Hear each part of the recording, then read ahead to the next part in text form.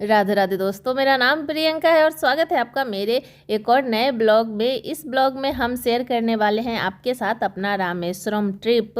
तो यहाँ पे हम लोग सिकंदराबाद रेलवे स्टेशन पहुँच चुके हैं। यहाँ से हमारी ट्रेन थी, डायरेक्ट ट्रेन की टिकट हमें नहीं मिली, तो हम यहाँ सिकंदराबाद से चेन्नई और चेन्नई से मंडपम ऐसे करके टिकट कराए थे। बीच में 10 घंटे का गैप हमें मिल गया था, तो 12 घंटे की जर्नी तय कर हम लोग सुबह सुबह पहुंच चुके हैं चेन्नई एगमोर रेलवे स्टेशन। यहाँ पे सुबह पहुंच गए थे और शाम में हमारी ट्रेन थी, तो करीब 10 घंटे का गैप था। तो हमारे पास 10 घंटे थे कहीं से घूम के आ जाने के लिए, मतलब चेन्नई में कहीं से घूम के आ जा सकते थे। फिर हम लोग पता किए तो पता चला कि पास ही में मरीना बीच है, जो कि हम लोग कोई प्लान करके नहीं आए थे कि बीच पे जाएंगे, पर हमारे पास टाइम था तो सोचे कि कहीं से घूम के आ जाएंगे। फिर सबसे नज़दीक ना मरीना बीच ही है, तो हम लोग क्लॉक रूम में सामान रखे अपना, और एक बैग में एक एक जोड़ी अपना कपड़ा सब रखे और निकल गए बीच के लिए। तो मरीना बीच, जो कि दुनिया का सेकेंड सबसे बड़ा बीच है, और हम तो कभी बीच देखे भी नहीं क्योंकि हम नॉर्थ इंडिया से आते हैं। और जब बीच के लिए निकले ना, तो रास्ते में चिन्ना स्वामी स्टेडियम भी मिला देखने के लिए, तो थोड़ी देर रुक के बस उसका वीडियो लिए थे बाहर से। और बीच पे पहुंच गए, एकदम नज़दीक में ही है, 5-6-7 मिनट ही लगा होगा। और ऑटो वाले भैया ने चार्ज किया था 150 यहाँ तक आने के लिए, तो ज़्यादा दूर नहीं है, एगमोर रेलवे स्टेशन से एकदम पास ही में बीच है। और यहाँ पे हम लोग बीच पे पहुँच चुके। सुबह सुबह करीब 8 बज रहा था, इतनी तेज धूप थी, और चेन्नई का मौसम बाप रे, इतनी गर्मी, चिप चिप चिप चिप। सुबह सुबह ऐसा लग रहा था कि दोपहर है। और बीच तक जाने के लिए, मतलब पानी तक जाने के लिए, इतना लंबा ये रेत का सड़क पार करना पड़ता है, चलना इतना मुश्किल हो रहा था। खैर हम लोग यहाँ पे बीच पे पहुँच गए, मतलब पानी के पास पहुँच चुके हैं। और सुबह का टाइम था ना, पूरा खाली खाली, इक्का दुक्का लोग दिख रहे थे।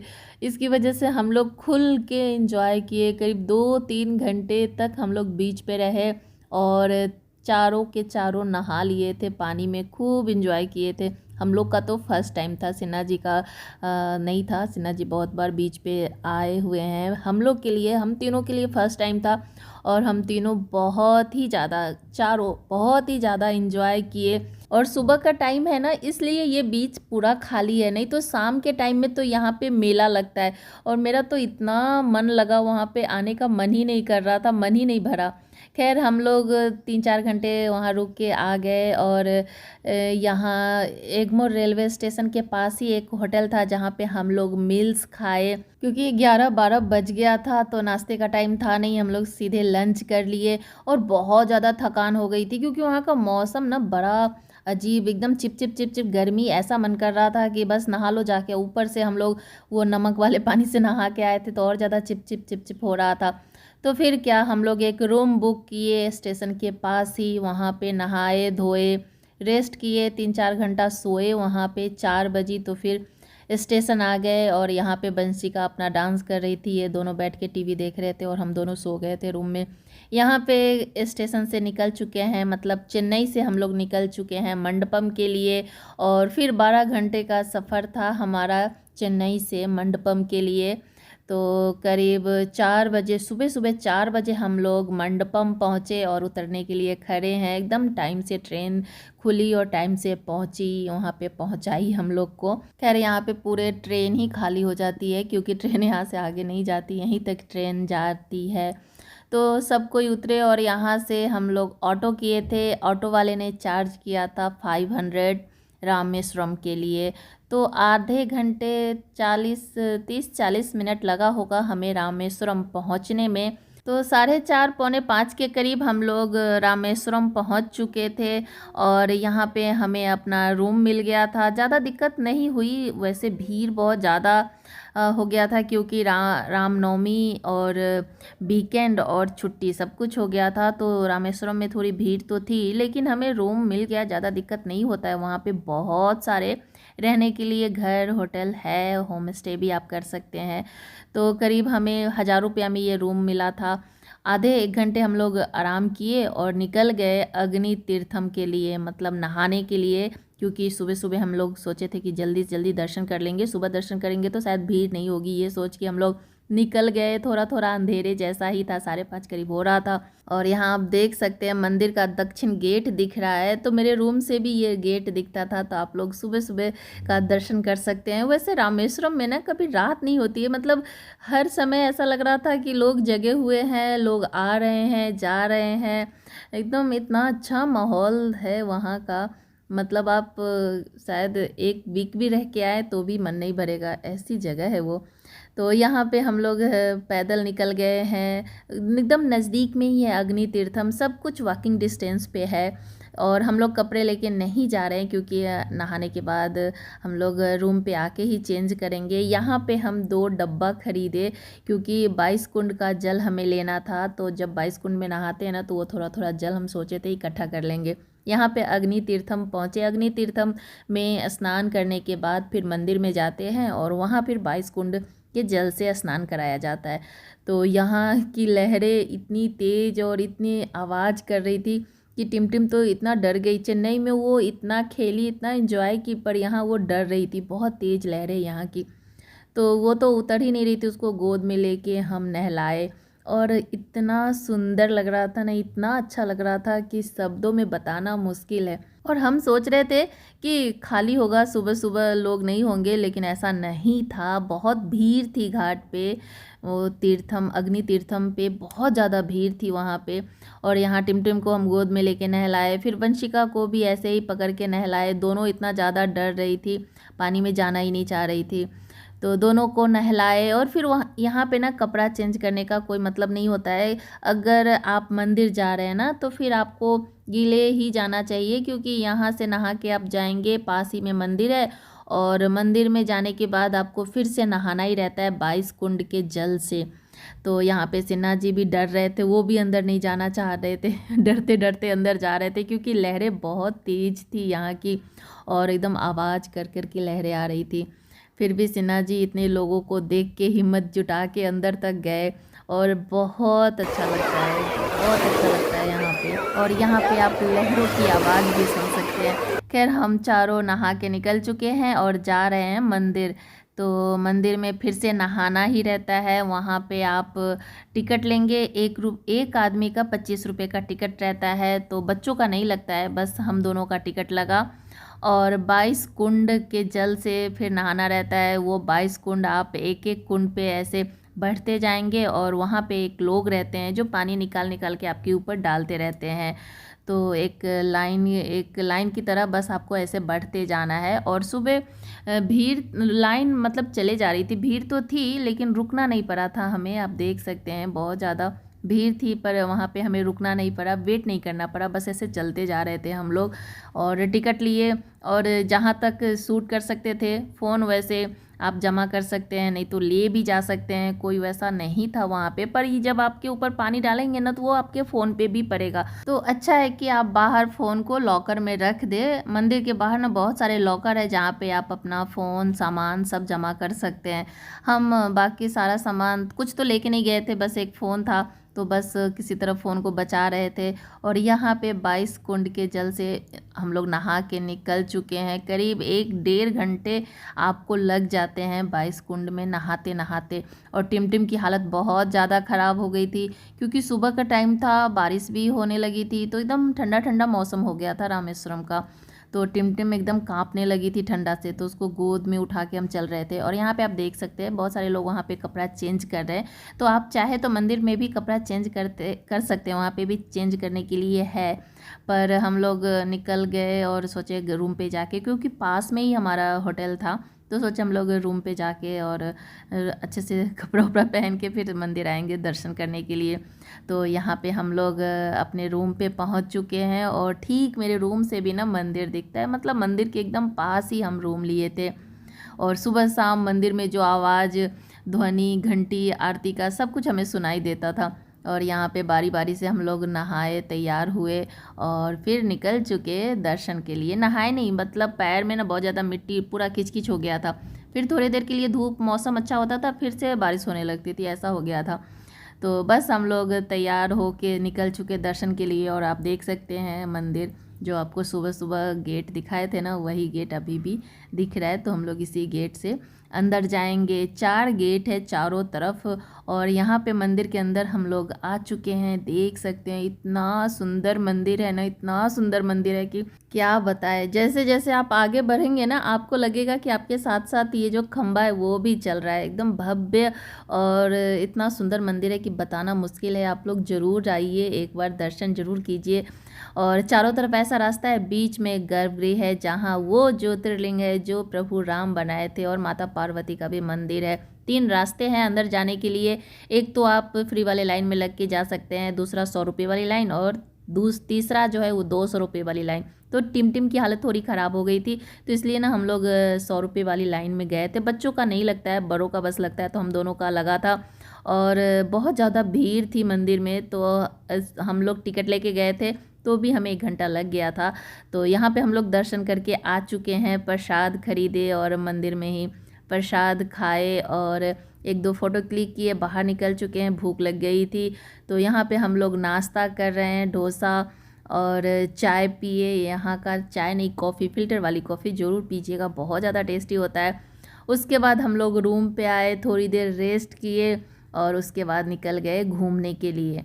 तो रूम पे आके थोड़ी देर हम लोग रेस्ट किए, मौसम बहुत अच्छा हो गया था, तो हम लोग निकल गए घूमने के लिए। यहाँ पे हम लोग एक ऑटो बुक किए थे, और ये ऑटो वाले भैया 1200 रुपये लिए थे हमें पूरा घुमाने का। तो धनुषकोडी, विभीषण मंदिर, सेतु बांध जहाँ से दिखता है, और फिर और 4-5 मंदिर है रामेश्वरम में, वो सब आपको यहाँ ये एक ही आप बुक करेंगे तो वो पैकेज ऐसे करके आता है कि उस पैकेज में आपको ये पूरे मंदिर घुमा देंगे। तो हम लोग वही बुक किए थे। और ये विभीषण मंदिर है, ये वही जगह है जहाँ पे प्रभु श्री राम रावण को मारने के बाद विभीषण जी का राजाभिषेक किए थे। तो यहाँ पे एक मंदिर है जिसमें राम दरबार विराजमान है, और पास ही में एक जगह है जहाँ पे एक भैया ना वो तैरने वाला पत्थर रखे हुए हैं, और ये पत्थर आपके सर पे रख के दिखाएंगे कितना वेट रहता है। ऐसा नहीं है कि एकदम हल्का सा पत्थर है, पानी में डालो तो तैरने लगता है, ऐसा नहीं, वो भारी रहता है। फिर उसी पत्थर को पानी में रख के भी दिखाते हैं कि कैसे वो पानी में तैर रहा है। ऐसे हाथ से हम धक्का दे रहे थे, वो अंदर चला जा रहा था, फिर तैर के ऊपर आ जा रहा था। देख सकते हैं आप, कैसे उठाओ तो बहुत ज़्यादा वेट था, भारी पत्थर था, लेकिन पानी में डालो तो वो तैर के ऊपर आ जाता। तो भैया बस वही पत्थर रखे हुए हैं, और बहुत ऐसा फीलिंग्स था ना, मतलब बता नहीं सकते हैं, क्या अजूबा, पत्थर पानी में तैर रहे हैं। और ये सीन देख सकते हैं, बहुत सुंदर सीन है। मौसम भी बहुत अच्छा हो गया था, हल्की हल्की बारिश हो रही थी। और यहाँ पे हम लोग पहुँच चुके हैं अब धनुषकोडी। ये वो जगह है जहाँ पे इंडिया का सड़क, इंडिया का रास्ता, इंडिया का ज़मीन ख़त्म होता है, और यहाँ से मात्र 18 किलोमीटर की दूरी पे श्रीलंका है। और ये वही जगह है जहाँ पे श्री राम जी पूजा अर्चना करके समुद्र देवता से रास्ता मांगे थे, और पुल बांधना स्टार्ट किए थे। और बहुत सुंदर यहाँ का व्यू रहता है, 2 सागरों का संगम है यहाँ पे, और लहरें इतनी तेज़, इतनी आवाज़ करके लहरें आएगी, आप देख सकते हैं। एकदम क्लीन पानी, और 2 सागरों का जो मिलन है ना, दोनों पानी आपको अलग अलग दिखेगा भी। तो बहुत अच्छी जगह है, बहुत अच्छा लगेगा वहाँ पे, मन करेगा बैठे रहे। तो हम लोग वहाँ पे बहुत सारे फ़ोटो क्लिक किए, और मौसम बड़ा अच्छा हो गया था। देख सकते हैं आप, लोग बोल रहे थे कि 2 दिन पहले तक बहुत ज़्यादा गर्मी थी वहाँ पे, बहुत ज़्यादा धूप था, लेकिन 2 दिन से वहाँ पे बारिश होने लगी थी। तो हमारी किस्मत थोड़ी अच्छी थी कि वहाँ पे बारिश होने लगी थी, तो बहुत इन्जॉय किए हम लोग। करीब हम लोग 1 घंटा रुके वहाँ पे, और एक ना कच्चा आम के ऊपर कुछ मसाले रख के मिल रहा था वहाँ पे, जो कि बहुत ज़्यादा टेस्टी था। तो हम लोग वो खाए थे। और अब यहाँ पहुँच चुके हैं वो धनुषकोडी गांव, जिसे भूतहा गांव भी कहा जाता है। 1964 से पहले यहाँ पे एक अच्छा खासा बसा हुआ गांव था, रेलवे स्टेशन थी। अभी भी यहाँ पे रेलवे लाइन है, हम आपको दिखाएंगे। ये स्टेशन का बचा हुआ पिलर है, और यहाँ पे एक मंदिर है अंदर। और रातों रात ये देख सकते हैं आप, रेलवे लाइन है, स्टेशन है, अच्छा खासा गांव था।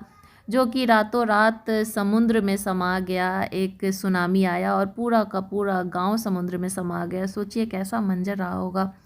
तो इसलिए कहा जाता है कि बहुत सारे लोग मर गए, उनकी अंतिम संस्कार नहीं हुई, तो वो सब आत्माएं ना यहाँ पे शायद आती है, इसलिए इसे भूतहा गांव के नाम से जाना जाता है। और 4 बजे ना धनुषकोरी बंद हो जाता है। 4 बजे के बाद वहाँ के जो गांव वाले, जो वहाँ के लोकल लोग हैं ना, वो भी वहाँ नहीं जाते और वहाँ की सरकार भी परमिशन नहीं देती धनुषकोरी जाने के लिए। तो 4 बजे तक ही आप धनुषकोरी जा सकते हैं। 4 बजे के बाद वहाँ कोई नहीं जाता और पता नहीं लोग डरते हैं कि वहाँ पे आत्माएं आती हैं। फिर हमें बड़ा अजीब लग रहा था। उसके बाद हम लोग वापस आए धनुषकोरी से और रामेश्वरम में जो बाकी के मंदिर है, राधे कृष्ण मंदिर, पंचमुखी हनुमान जी का मंदिर, नटराज मंदिर और अब्दुल कलाम जी का घर, वो सारी जगह घूमते घूमते हम लोग बहुत ज़्यादा थक चुके थे। खैर पूरे रामेश्वरम घूम लिए थे, 1-2 जगह बच गया, वो कल सुबह घूमेंगे। और रात में हम लोग निकले नीचे खाना खाने के लिए। तो पहले गौ माता को खाना खिलाए, उसके बाद हम लोग खुद खाने के लिए पहुँचे और बहुत ज़्यादा टेस्टी। ये अंकल से तो टिम की एकदम दोस्ती हो गई थी और हम लोग वहाँ का जो लोकल फूड होता है ना वो खाए थे। बहुत ज़्यादा टेस्टी खाना। और हाँ, केले के पत्ते पे, पता नहीं कितने सालों बाद केले के पत्ते पे खाना खाए तो बड़ा मज़ा आया था। उसके बाद थक गए थे और रूम पे जाते ही हम लोग सो गए और सुबह सुबह उठ के 4 बजे ही हम लोग नहाए और पहुंच गए मणि दर्शन के लिए। तो सुबह 5 से 6 के बीच में ना रामेश्वरम में मणि दर्शन होता है। तो सुबह सुबह बच्चे बहुत थके हुए थे, बच्चों की हालत थोड़ी ख़राब थी, तो दोनों को सोते हुए छोड़ के हम लोग निकल गए नहा धो के तैयार हो के दर्शन करने के लिए। तो यहाँ पे हम लोग मणि दर्शन करके आ गए। क्या बताए कितना अच्छा लगा था मणि दर्शन। अगर आप लोग रामेश्वरम में सुबह रुक रहे हैं ना, अगर है आपके पास टाइम, तो 1 घंटे के लिए मणि दर्शन होता है, ज़रूर कीजिएगा, बहुत अच्छा लगेगा मणि दर्शन। और बहुत ज़्यादा भीड़ थी तो यहाँ पे हमें 200 रुपये वाली टिकट लेना पड़ा था, नहीं तो शायद नहीं हो पाता मणि दर्शन। 1 घंटे के लिए मणि दर्शन कराया जाता है। और यहाँ पे हम लोग आ गए हैं, वो जगह है ये जहाँ पे माता सीता को श्री राम जी लेके आए। तो माता जी को प्यास लगी सीता जी को, तो राम जी ने बाण से यहाँ पे गंगा निकाले थे। और आप देख सकते हैं वो कुआं जो है ना, बाण गंगा, चारों तरफ समुद्र है कुएं के और बीच में वो कुआं है। और समुद्र का पानी खारा नमक वाला और कुएं का पानी मीठा। तो भैया ना टेस्ट कराते हैं, पहले आपको समुद्र वाला पानी देंगे पीने के लिए, उसके बाद कुएं से पानी निकाल के देंगे। इतना नमक वाला पानी और ये कुएं का पानी आज भी मीठा है। मेरे पास एक पानी का बोतल था तो हम भैया को बोले कि जल भर सकते हैं क्या, तो भैया बोले हाँ। तो पूरे पानी हम फेंक दिए और एक बोतल बाण गंगा से जल भर के हम अपने घर वालों के लिए भी लेके आए थे। क्या क्या अजूबा है सच में। समुद्र का पानी एकदम खारा, चारों तरफ इस कुएं के नीचे ना समुद्र है, बीच में ये कुआं है, लेकिन इस कुएं का पानी मीठा। तो भैया इतने अच्छे से वो बोतल भर के भी हमें दे दिए और हम बोले कि देख सकते हैं क्या, तो भैया बोले हाँ। तो फिर हम कुएं के अंदर भी देखे, पतला सा कुआं है। और फिर वहीं पे नीचे हम लोग आ गए बीच पे, बाणगंगा के नीचे। और मेरे दोनों बच्चे निकल गए बीच पे पानी में, तो वो वापस ही नहीं आना चाहते हैं। आधे घंटे करीब यहाँ पे भी हम लोग रुके थे, बहुत सारे ये लोग सीप वहाँ से चुने। और फिर बाणगंगा से हम लोग गए पम्बन ब्रिज, वहाँ पे थोड़ी देर रुके। और यहाँ पे पीछे नया वाला रेलवे लाइन बन रहा है और ये है पुराना वाला, तो बस वहाँ पे थोड़ी देर टाइम पास किए, फिर वापस आ गए। और ये हमारा रामेश्वरम में दूसरा दिन है और आज शाम में हमें वापस लौटना है। तो पम्बन ब्रिज के बाद हमें ले गए ऑटो वाले भैया उस जगह पे जहाँ राम जी को जब पता चला कि माता सीता कहाँ है, जब हनुमान जी लंका से लौटते हैं ना और हनुमान जी को राम जी को बताते हैं कि सीता माता श्रीलंका में है, तो राम जी इस जगह पे खड़े होकर श्रीलंका को देखते हैं। तो यहाँ पे उनके पैर के निशान है, तो रामचरण ऐसे उनका वहाँ पे पैर का निशान है और मंदिर है। तो हमें नहीं पता था, बहुत सारी जगह ना आपको ऑटो वाले जो भैया रहते हैं वो बता देते हैं कि वहाँ पे जाना है, आपको वहाँ जाना है, तो फिर आप डिसाइड करो। तो हम लोग सोचे कि हाँ चलो वहाँ जाके आते हैं। तो ये वही जगह है जहाँ पे राम जी खड़ा होके श्रीलंका को घूरे थे कि रुको आ रहे। और यहाँ पे फिर हम लोग वापस आ गए, शाम हो गई थी तो हम लोग खाना भी खा लिए, डिनर भी कर लिए और फ़िल्टर वाली कॉफ़ी पिए। ये हमारी लास्ट कॉफ़ी है। इसके बाद हम लोग ऑटो किए। 8 बजे करीब हमारी ट्रेन थी यहाँ से फिर से चेन्नई के लिए, और चेन्नई में 1-2 घंटे रुकने के बाद वहाँ से फिर हमारी ट्रेन थी सिकंदराबाद के लिए। तो बहुत ज़्यादा टेस्टी ये कॉफ़ी था। और यहाँ हमारा ट्रिप रामेश्वरम में ख़त्म होता है। और ये है मंडपम रेलवे स्टेशन, जहाँ हम लोग पहुँच चुके हैं। रात 8:30 के करीब हमारी ट्रेन थी, तो 7:30 के करीब हम लोग वहाँ से निकल गए थे। 7 बजे के करीब निकले थे, 7:30 में यहाँ पहुँच गए थे। हम लोग सोचे ना थोड़ा जल्दी निकल जाते, क्योंकि बारिश होने लगती थी, थोड़ी थोड़ी देर पे वहाँ पे बारिश हो रही थी। तो यहाँ पे हम लोग पहुँचे और ट्रेन यहाँ लगी रहती है, मतलब ये लास्ट है।